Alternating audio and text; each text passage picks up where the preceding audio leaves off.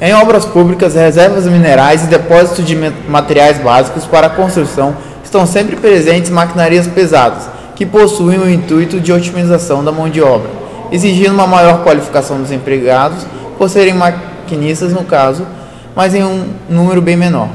Dentre essas ferramentas automatizadas de trabalho, destaca-se a pá carregadeira. Esse nome nos parece estranho, pois é popularmente conhecida como trator. Uma máquina facilmente reconhecível devido à sua constante presença em nosso cotidiano, tanto em uso como trafegando pelas ruas. Sua operação de trabalho é teoricamente simples, dividindo-se em dois processos, o de conduzi-la como um veículo comum e a operação característica que lhe dá o nome de utilizá-la para levantar e carregar objetos e substratos. Como estamos interessados apenas na análise estática de seu manuseio, restringiremos nossa atenção para o último dos processos. Este baseia-se no controle de 3 pistões hidráulicos, 2 maiores para a movimentação dos braços e um menor para que a pá alterne entre as posições de carga e descarga. De maneira geral, apenas 2 grupos de movimentos são possíveis, de elevar ou abaixar a pá e o de carga e descarga.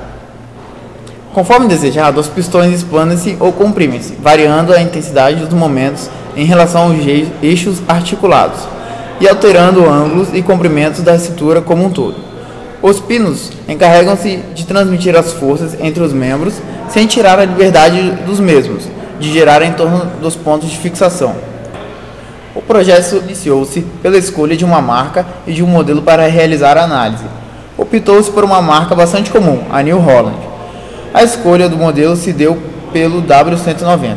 O próximo passo deu-se pela conquista das medidas. Essas informações não são facilmente disponíveis na internet. Por isso, métodos alternativos foram tentados. A primeira parecia absurdamente falho. Consistia em tornar o conhecimento da altura da máquina através de um vídeo propaganda, pela comparação da ferramenta com o sujeito que estava falando ao seu lado. A altura do rapaz seria suposta com 1,80 m. E daí, o componente mais próximo de sua cabeça teria a altura determinada. Devido a uma pequena incerteza que os cálculos conteriam, a conquista persistiu.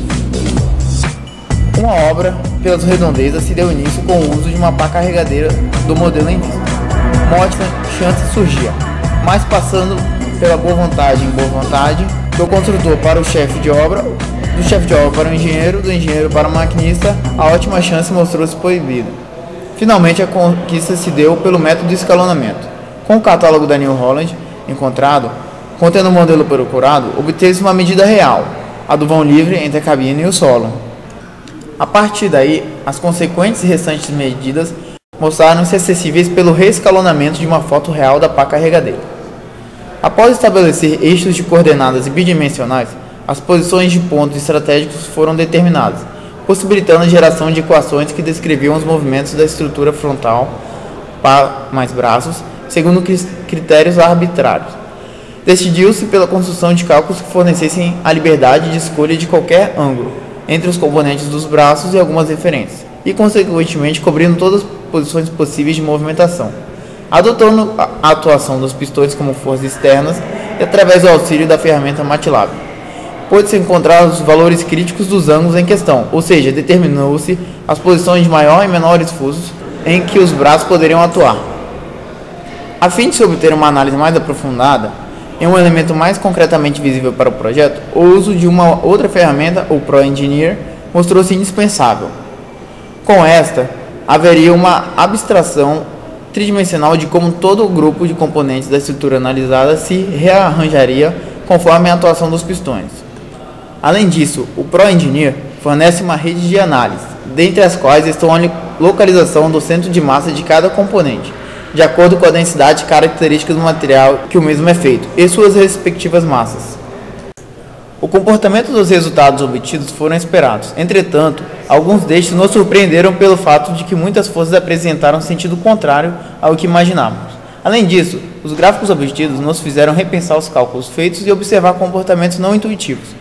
O desenvolvimento de um projeto como esse, apesar de requerer um esforço muito grande, nos fez analisar uma estrutura de uma forma mais profunda, saindo um pouco da sala de aula e começando as simples aplicações, porém essenciais conceitos da engenharia. Esse projeto, apesar de ser um modesto em relação ao desenvolvimento de uma pá carregadeira completa é muito importante para fixar os conceitos básicos de engenharia que muitas vezes são deixados de lado.